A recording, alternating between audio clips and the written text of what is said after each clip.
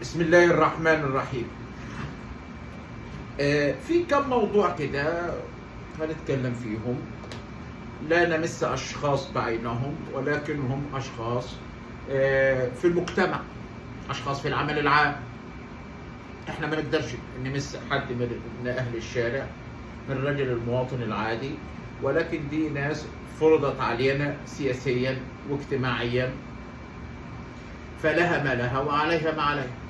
طيب، في البداية نقل إلينا الأستاذ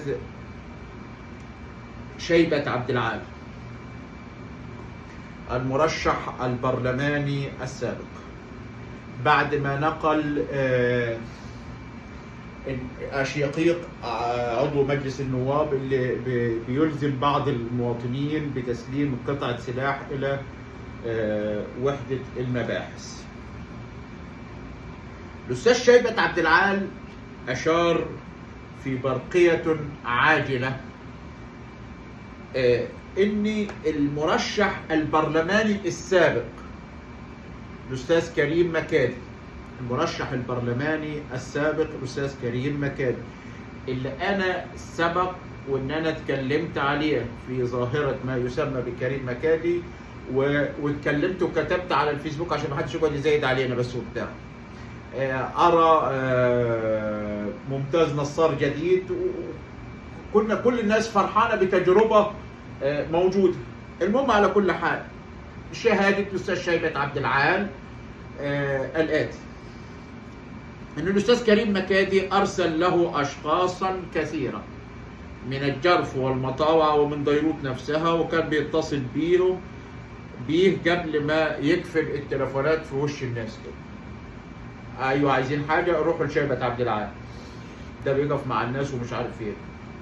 ده على حسب ما ورد على لسان الاستاذ شيبة عبد العال، وان الاستاذ كريم صرف ملايين في امور الدعايه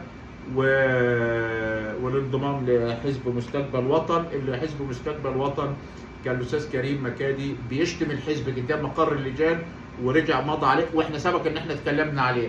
ده ما ورد على لسان الاستاذ شيبة عبد العال، مش رأينا احنا.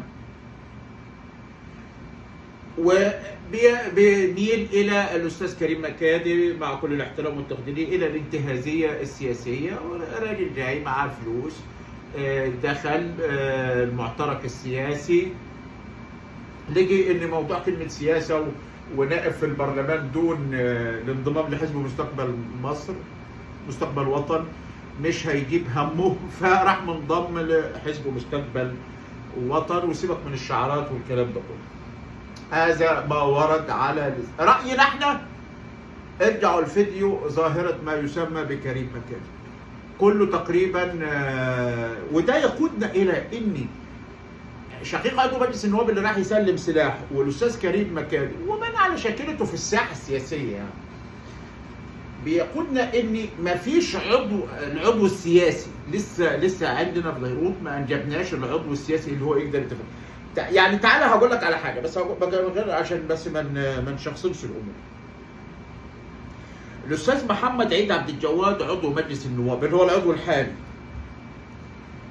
النشاط بتاعه الاسبوعي يتلخص في خبرين نشرهم الاستاذ محمد على صفحته. الخبر الاول ان السيد رئيس الجمهوريه بيجتمع مع دوله رئيس مجلس الوزراء ومحافظ البنك المركزي ومدير المخابرات العامه سياده اللواء عباس كامل. والله عضو مجلس النواب محمد عيد عبد الجواد كاتب كده، انا ينفع اكتبه؟ يبقى ينفع ابقى عضو مجلس النواب. وان السيد رئيس الجمهوريه يلتقي مع سلطان البهره بالهند. بس ما تكلمش في اي حاجه تاني. ده نشاط، هو تقريبا بطل المساجد ومفيش مساجد، ما عندوش نشاط مساجد. ده يدلك ان ما في لا في اختيار ولا في ثقافه ولا في برنامج ولا في اي حاجه في اي حاجه. فما قاله الاستاذ شيبة عبد العال بخصوص ما يسمى بظاهره كريم مكادي هو امتداد لما هو موجود على الساحه يا استاذ شيبة. قيس انت اعضاء مجلس النواب كله بقى، فما جاتش على الدكتور كريم. فالدكتور كريم الراجل هي الموضوع كده، وعدات ونروح الوحده الصحيه في جرف سرحان هيبدا ينظف ويلتحم مع العمال ومش وهيخط عصماء وهيقعد ياكل بالتاو ومش كل حاجه اللي انت عايز تقوله ما عدا الدور السياسي ماليش علاقه بالموضوع ده كله. والراجل انضم لحزب مستقبل وطن ويمكن ربنا يكرم ويجي في البتاع على حسب ما يعتقد هو. فاعتقد ان ده فشل في فشل في فشل. طيب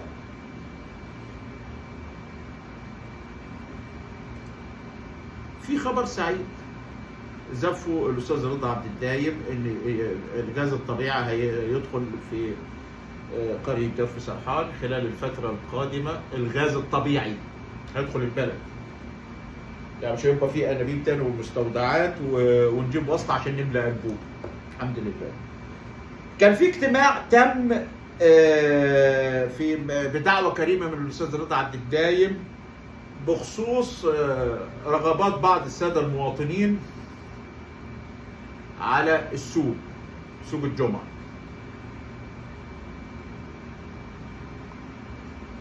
طبعا انك تجهل شيء ده وارد، انك تجهل قانون الإدارة المحلية ده وارد برضه، لكن انك تتشبث بالخطأ ده مصيبة. السوق ولازم ياخد مش عارف ايه، وده يقودنا الى شيء، ان اكبر خطأ موجود دلوقتي غياب المجالس المحلية الشعبية. لو المجالس المحلية الشعبية موجودة ما خرجت الخطبة العصماء اللي هي السوق لازم يبقى هنا ولازم مش عارف ايه، لانه هو مش مدرك ان لازم موافقات امنية ولازم مجلس تنفيذي للمركز ولازم قرار رئيس المدينة ولازم موافقة امنية عشان السوق. مش مدرك هو الكلام ده كله، هو ما عندوش الموضوع ده كله، هو عنده انه هيروح يقول خطبة عصماء اللي عايزين السوق هنا. جهلك بالشيء يؤدي الى كارثة. النقطة الأخيرة مصيبة مدرسة التمريض. في مصيبة اسمها مدرسة دبلومات التمريض. مدرسة دبلومات التمريض زي بالظبط كارثة السنة أولى كلية الطب اللي تمت. الطلبة في الإعدادية بدأت تغش علني علشان أمر التكليف بتاع الثانوية التمريض. يعني المصيبة جايبانا الممرض مصيبة والدكتور مصيبة واعضاء مجلس النواب مصيبه وعلى راي الاستاذ شيبت عبد العال والاستاذ كريم مكاد مصيبه. ادي المصايب اللي احنا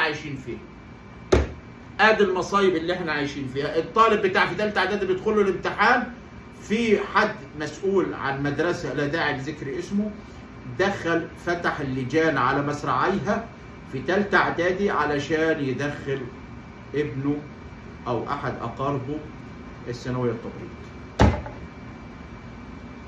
زي بالظبط الملايين اللي اتصرفت في الدعايه وملهاش اي لازمه، وعضو مجلس النواب اللي هو بينشر بعض الاخبار عن نشاط السيد رئيس الجمهوريه، والاخ اللي طلب بالسوق وهو لا يقرا القانون الاداره المحليه وغياب المجالس المحليه. لك الله يا مصر، والسلام عليكم ورحمه الله.